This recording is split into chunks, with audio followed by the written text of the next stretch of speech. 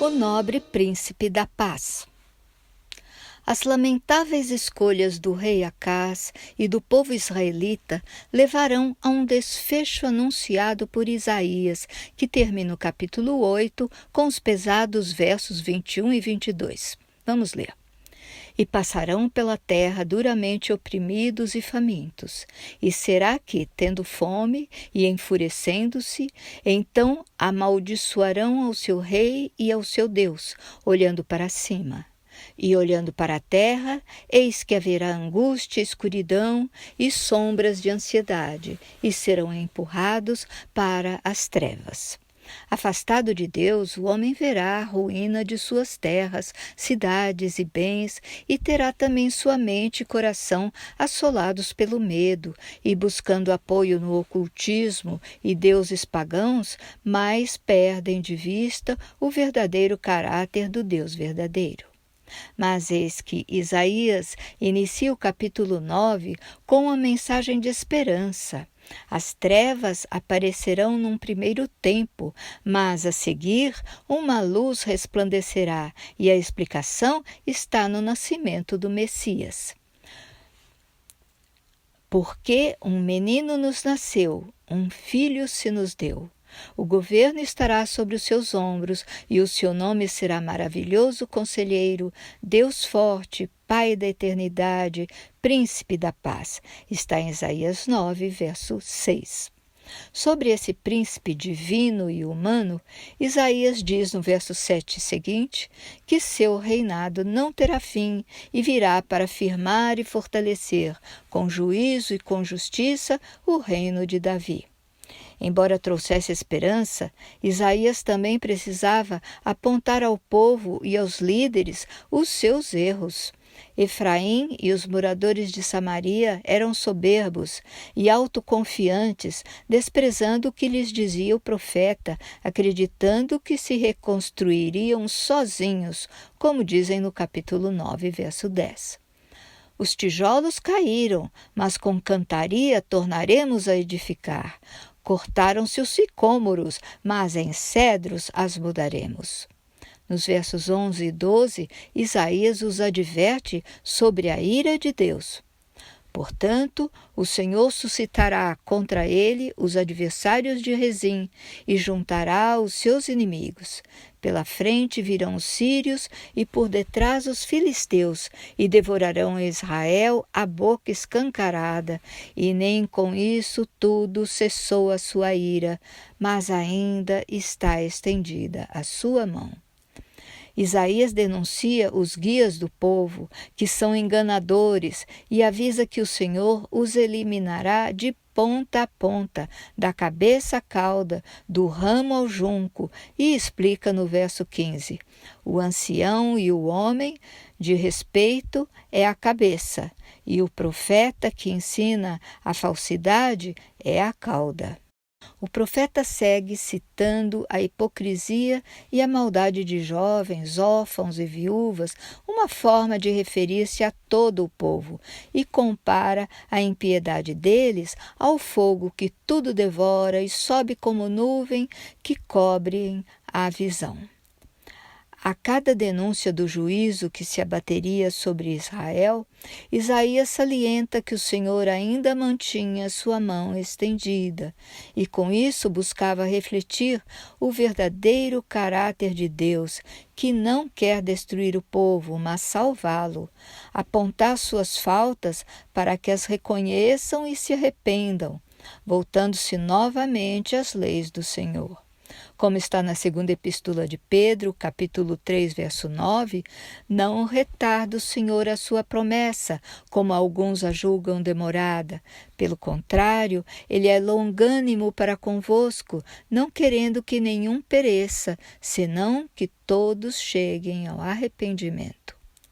É a justiça divina que leva o povo a experimentar os resultados de suas transgressões quando se recusam a ouvir os avisos e apelos divinos. Deus insiste, usa recursos e envia sinais, mas respeita o livre-arbítrio do homem. Somente quando o povo conscientemente escolhe a rebeldia, deixa de ter sobre si a mão protetora do Senhor. Muitos deles só assim reconhecerão a verdade e se arrependerão. Sobre o príncipe divino humano que lhes nasceu, Isaías o localiza na Galileia. Mas para a terra que estava aflita, não continuará a obscuridade. Deus, nos primeiros tempos, tornou desprevisível a terra de Zebulon e a terra de Naftali, mas nos últimos tornará glorioso o caminho do mar, além do Jordão, Galileia dos gentios. Está em Isaías 9, verso 1. Isaías antecipa os acontecimentos em cerca de 700 anos, quando então os apóstolos do Novo Testamento irão narrar que Jesus, o Messias prometido, começou seu ministério logo após a prisão de João Batista e foi morar nos confins das terras de Zebulon e Naftali, em Cafarnaum, à beira-mar. E no capítulo 4, verso 14, Mateus escreve que isso ocorreu para que se cumprisse o que foi dito pelo profeta Isaías. O apóstolo Mateus repete as palavras do verso 2, capítulo 9 de Isaías. O povo que andava em trevas viu uma grande luz, e aos que viviam na região da sombra da morte, resplandeceu-lhes a luz. Está em Mateus 4, verso 16. E Mateus acrescenta no verso 17: Desde então começou Jesus a pregar e a dizer: Arrependei-vos, porque está próximo o reino dos céus. Somente a chegada do Messias prometido viria trazer esperança ao mundo submerso nas trevas orquestradas e mantidas pelo mal. Isaías depunha sua confiança na grande luz que demoraria ainda cerca de 700 anos para brilhar na terra, mas o profeta, por inspiração divina, fala dela como se já houvesse ocorrido. Outros diferentes profetas também nomearam o Messias prometido. Ellen White cita, por exemplo, Davi e Oséias. Em 2 Samuel 23, versos 3 e 4, Davi diz o que o Senhor Deus, a rocha de Israel, lhe falou.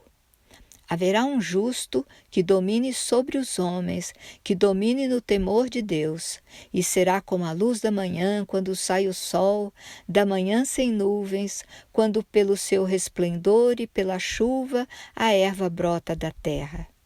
Oséias, em seu capítulo 6, verso 3, diz aos sacerdotes e ao povo: Então conheçamos e prossigamos em conhecer ao Senhor. A sua saída, como a alva, é certa, e ele a nós virá como a chuva, como chuva serôdia que rega a terra. Encontramos também em Jeremias, no capítulo 23, versos 5 e 6, citação sobre aquele que será o renovo de Davi. Eis que vem dias, diz o Senhor, em que levantarei a Davi um renovo justo, e sendo rei reinará e agirá sabiamente, e praticará o juízo e a justiça na terra. E este será o seu nome com que Deus o chamará: o Senhor, justiça nossa. Mas o mais emocionante é ouvir as palavras do próprio Jesus. Está em Apocalipse 22, verso 16. Eu, Jesus, enviei o meu anjo para vos testificar estas coisas às igrejas.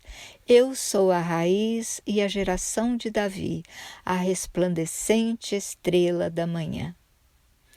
Essas palavras de Jesus nos evocam os versos 1 e 2 com que Isaías inicia o capítulo 11. Vamos ler. Do tronco de Jessé sairá um rebento, e das suas raízes um renovo.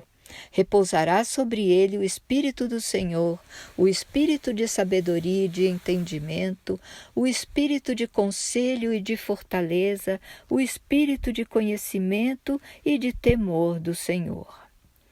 Isaías terminara o capítulo 10 falando sobre o juízo divino que se abateria sobre a Assíria e comparara a altivez dessa nação com as árvores altas que necessitaram ser derrubadas pelo Senhor. Mas do tronco cortado resultaria o renovo, Jesus, a raiz e a geração de Davi, a resplandecente estrela da manhã. E o Guia de Estudos da Casa Publicadora Brasileira nos lembra que, sendo Deus, Jesus Cristo é ao mesmo tempo ancestral e descendente de Davi. Isaías descreve o reinado pacífico do rebento de Jessé.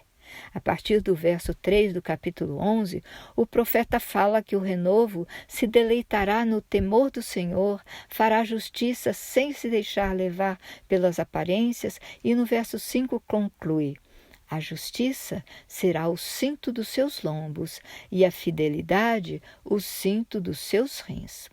Essas palavras nos remetem ao ministério de Jesus na terra e podemos considerar que até o verso 5, Isaías está se referindo à primeira vinda de Jesus, que passou cerca de 3 anos e meio ensinando com palavras e com o testemunho de sua vida. A partir do verso 6, Isaías parece descrever a Nova Jerusalém com a volta de Cristo, tempo em que o lobo habitará com o cordeiro, concluindo no verso 10. Naquele dia recorrerão as nações à raiz de Jessé, que está posta por estandarte dos povos. A glória lhe será a morada.